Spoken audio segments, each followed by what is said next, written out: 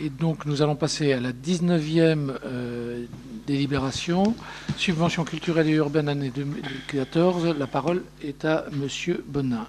Merci, Monsieur le maire.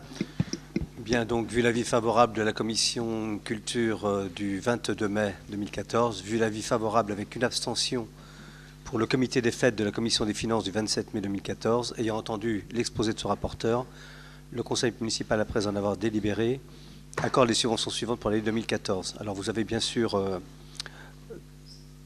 les subventions qui en ont fait la demande, enfin les associations qui ont fait la demande de subvention dans le tableau joint, pour un montant global de 96 900 €.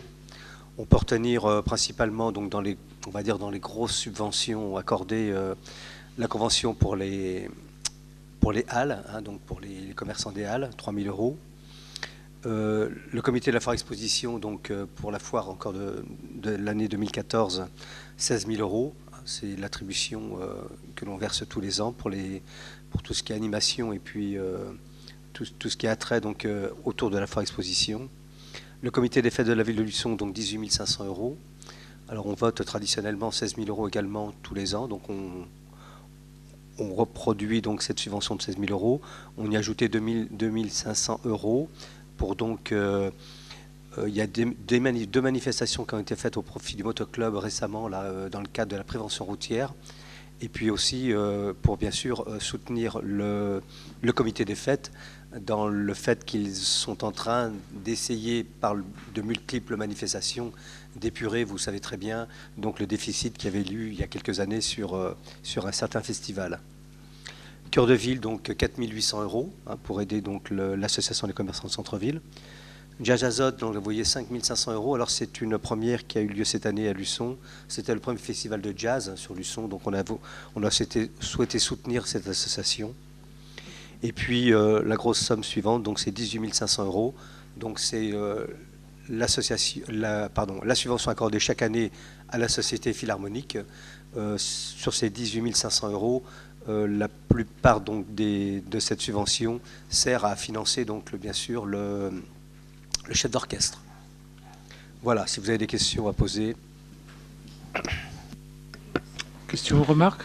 Oui. Monsieur Nolot? Oui, comme en commission finances, je l'avais dit, les 18 500 € du comité des fêtes de la ville de Luçon nous posent question quand même, puisque je crois qu'il y avait eu une subvention exceptionnelle l'année dernière. Vous vous étiez engagé à ne plus intervenir financièrement pour boucher le trou qu'il y avait eu pour le festival.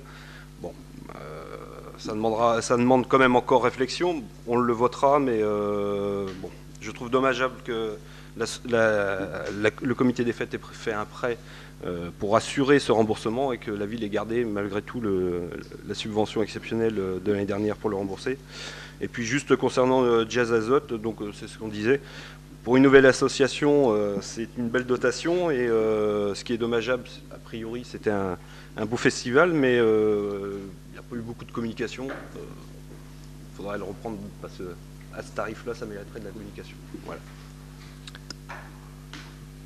Bien, je retiens bien sûr sur la communication. Sur le comité des fêtes de la ville de Luçon, si vous voulez, si jamais il y avait eu erreur de gestion, bon, là on sait qu'il y a eu une tempête qui a fait qu'il y a eu un débours derrière. Et derrière le comité des fêtes, c'est vraiment donné beaucoup pour arriver à répondre donc à cette dette entre guillemets qui a été due par la malchance. Donc, quelque part, si vous voulez, au lieu d'engager les fonds propres de personnes qui se sont données bénévolement à l'animation du son, voilà, on fait une participation. Je vous reconnais que c'est pas ce qui est le plus satisfaisant. C'est tout simplement un retour des choses et de la reconnaissance pour les gens qui veulent faire bouger cette ville et qui s'y donnent beaucoup. C'est un fait qu'il n'y aurait pas eu cette tempête au moment du festival, on n'en serait pas là. Malheureusement, ça, personne n'en est responsable. Voilà. Donc, sachant que ce comité des fêtes cherche encore des possibilités pour pouvoir continuer justement à pouvoir rembourser donc ce qui reste à payer donc sur le prêt qu'ils ont fait. Il y a d'ailleurs certaines idées qui se font jour. La seule chose qu'on peut regretter, c'est que quand il avait été présenté le fait que le comité des fêtes ait fait un prêt et rembourserait ce prêt par des manifestations, aujourd'hui, on a quand même l'impression que c'est un peu la ville qui rembourse ce prêt indirectement. J'espère que le comité des fêtes se remettra sur ses pieds lors des prochaines manifestations. Il ne faudrait pas que ça se répète trop régulièrement. Voilà. Ça ne se répétera pas, en tout cas au-delà du montant du prêt, ne vous inquiétez pas. Juste souligner quand même l'investissement qu'ils font. Vous voyez, comme là, il y a eu deux manifestations au profit de la sécurité routière organisées par la préfecture et la ville de Luçon.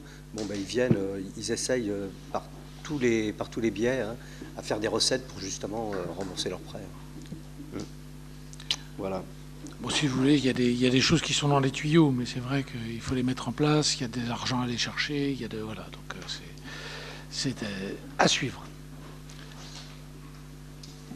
D'autres remarques ou questions? Moi, je ne prendrai pas part au vote pour le comité des fêtes. Donc, pas part au vote pour le comité des fêtes de la part de M. Charpentier. Ok, pas d'autres... Donc, je soumets à votre vote. Y a-t-il des gens qui sont contre? Qui s'abstiennent? Qui est pour?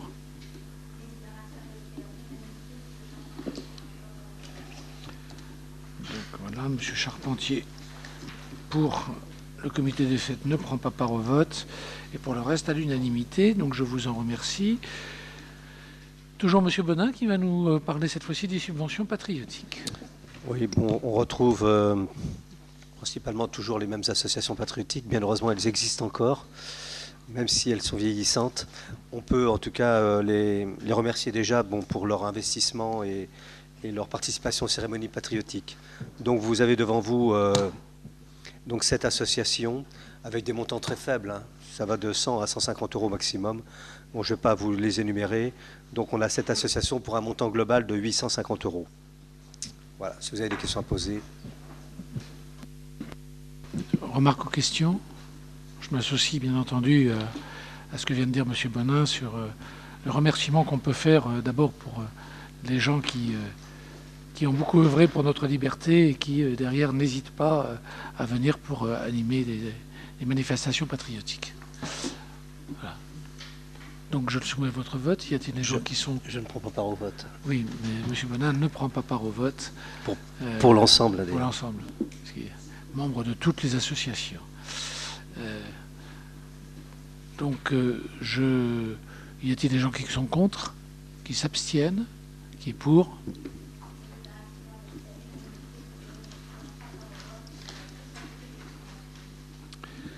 Donc cette délibération est adoptée.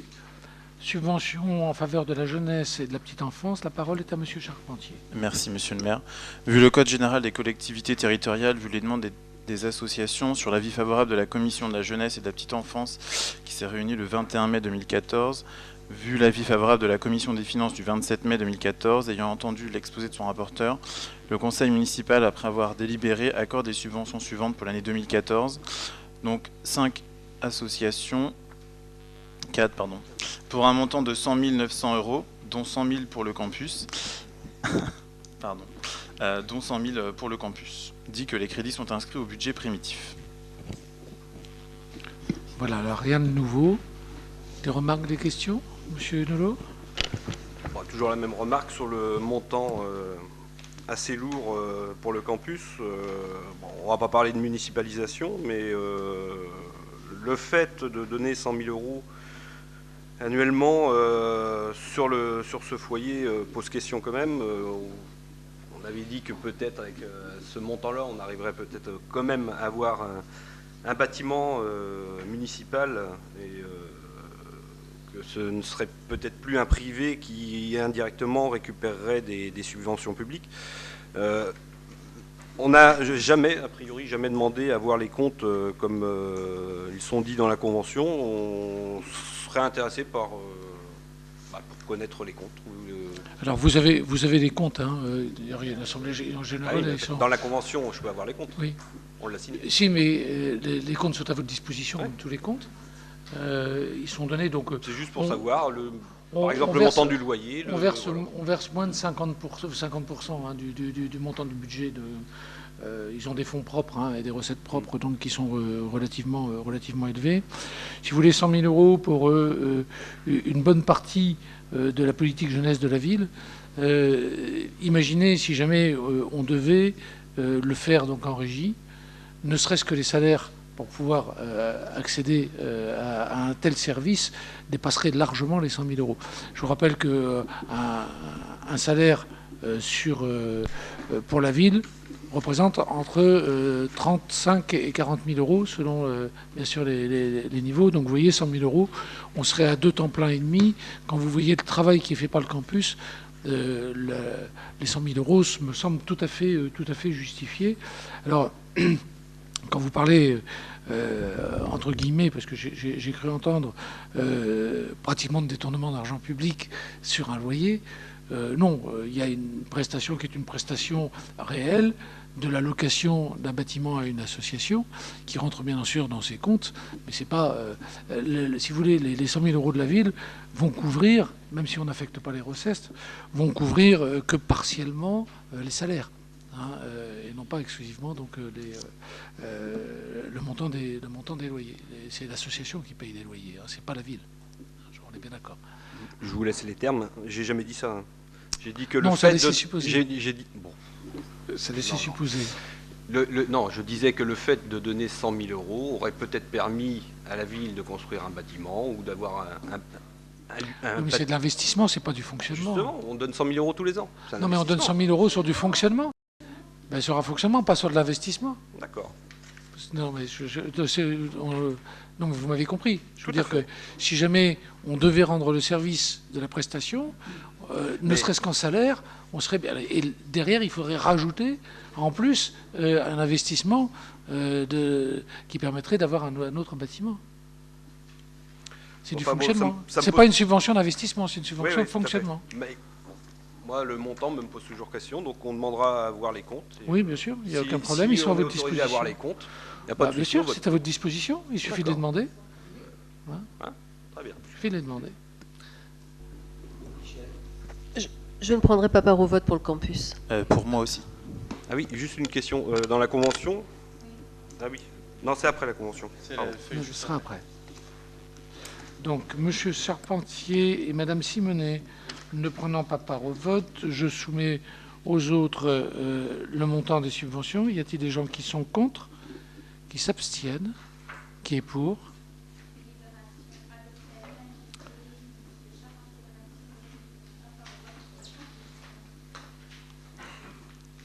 Donc cette délibération est adoptée. Convention avec l'association Le Campus, présentée par M. Charpentier. Merci, Monsieur le maire.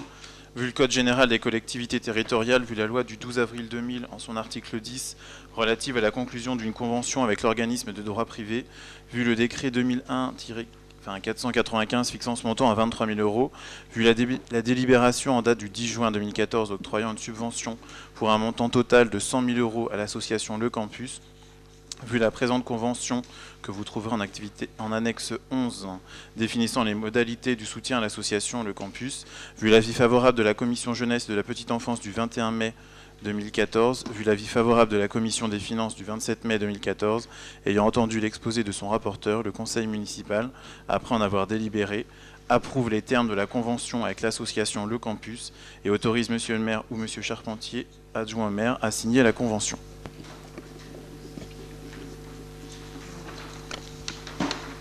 Oui, monsieur Nouveau. Oui, vous m'avez dit tout à l'heure que la subvention ne pouvait être que de fonctionnement. Là, c'est vraiment un hasard, je regarde, et c'est marqué en vertu de la délibération du 10 juin 2014, le montant de la subvention de fonctionnement ou d'investissement. Oui, mais qui ne sert qu'au fonctionnement. Bah oui, mais c'est comme oui, qui ne sert qu'au fonctionnement. C'est-à-dire qu'aujourd'hui, dans ce que je vous ai dit tout à l'heure, la Convention prévoit la possibilité de faire de l'investissement, ce qui n'est pas le cas.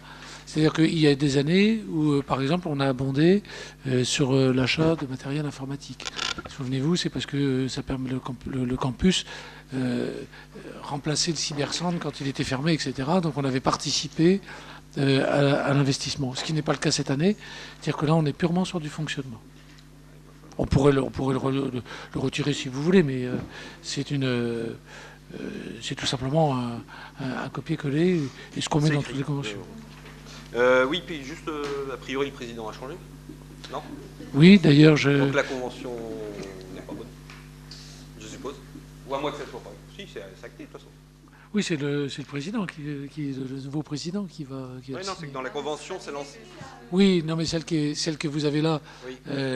au moment où elle a été été élaborée, préparée il juste était avant. encore président. Et donc, voilà. Et donc, ce sera changé au moment de la signature de la bouture finale. Bien. D'ailleurs, Je croyais j'en que c'était- profite puisqu'il est Je présent. croyais que c'était passé à travers. J'en profite puisqu'il est présent pour féliciter et saluer 16 ans de présidence du campus. C'est 16 ans, hein, Bernard, hein, 16 ans de présidence du campus, qui a été une structure qui a évolué, comme on l'a vu évoluer, sous la houlette donc, de ce président exemplaire, et qui faisait chaque assemblée générale avec des comptes très détaillés et toujours accompagnés de quelques histoires tout à fait truculentes. Voilà.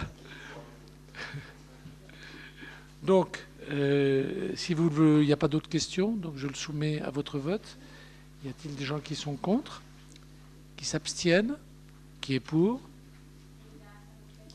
Unanimité, je vous en remercie. 23e délibération, modification du règlement intérieur applicable au relais assistante matérielle RAM. La parole est à Madame Da Silva. Qu'est-ce que j'ai dit, moi? Maternelle. La parole est à Madame Da Silva. C'est l'hypoglycémie. Monsieur le maire, il fallait juste, pour la délibération antérieure, nous enlever aussi. Oui, Monsieur Charpentier, d'accord. Et Madame Simonet ne prennent pas part au vote. La parole est à Madame Da Silva. Merci, Monsieur le maire.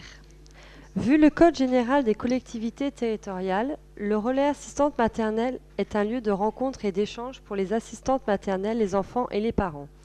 Il a vocation à organiser l'information des parents et des assistantes maternelles.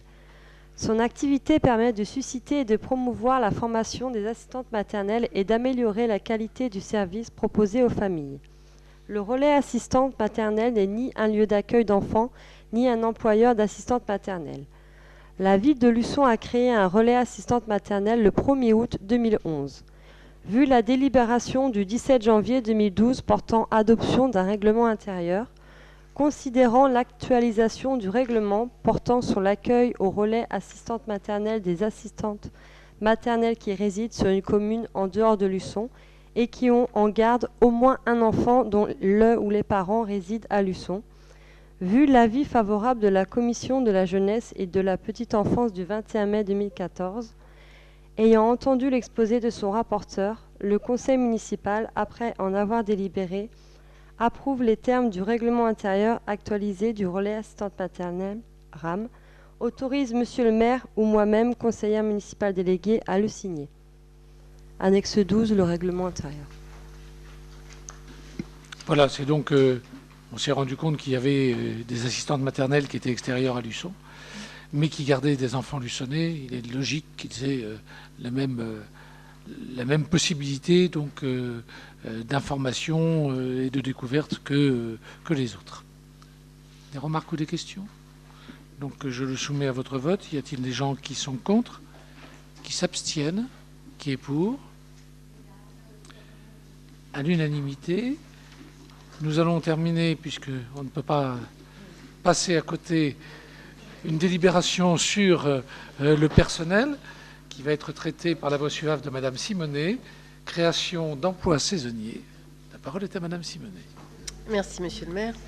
Donc, il s'agit donc de la délibération habituelle concernant le recrutement de saisonniers pour le centre de loisirs, à savoir 16 emplois maximum. Alors maximum parce qu'on n'a pas encore les effectifs, donc on ne sait pas le taux d'encadrement, on ne sait pas encore tout à fait. Hein.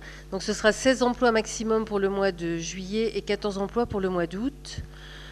Sur la période donc, du 7 juillet au 29 août, à raison une base de 9 heures par jour, ça sera 12 heures pour les mini-camps, sur des fonctions d'animateur et avec un niveau de recrutement d'adjoint administratif de 2e classe.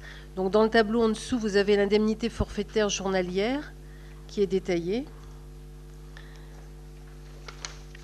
Et la suite. Et les agents recrutés percevront également 10% de leur salaire de base correspondant au congé payé. Vu l'avis favorable de la Commission des finances du 27 mai 2014, ayant entendu l'exposé de son rapporteur, le Conseil municipal, après en avoir délibéré, crée des emplois saisonniers et autorise Monsieur le maire ou moi-même à signer les contrats de recrutement correspondants, dit que les crédits nécessaires à la rémunération et aux charges des agents nommés dans les emplois ci-dessus créés seront inscrits au budget chapitre 012. Voilà, des remarques ou des questions? Non, donc je le soumets à votre vote. Y a-t-il des gens qui sont contre? Qui s'abstiennent? Qui est pour? Je vous en remercie. Donc nous arrivons au terme de ce 4e conseil municipal. 2 dates à retenir. Le 20 juin, nous aurons donc un conseil municipal pour l'élection des suppléants, puisque nous sommes tous grands électeurs, suppléants donc pour les grands électeurs pour les élections sénatoriales. J'en parlais tout à l'heure avec M. Nolot. L'organisation est un petit peu nébuleuse encore, mais nous allons avoir une circulaire d'ici peu. Et on nous impose le 20 juin. Donc là, on n'a pas... pardon ? On va la faire... on va vous l'envoyer dès maintenant, puisqu'il faut que ce soit envoyé impérativement. Donc, et ce sera le 20 juin à 19h. Hein. Ah non, il n'y aura que ça.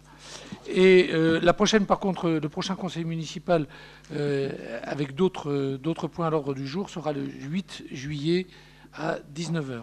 Je vous demande pour le 20 juin d'essayer d'avoir le quorum physique, même s'il n'y a qu'une seule délibération, puisque sinon nous serions obligés de faire une reconvocation 3 jours après. Voilà. Donc c'est assez compliqué. Donc merci d'être présent et merci pour la tenue de ces débats de ce jour. Je vous souhaite à tous une bonne soirée. Merci.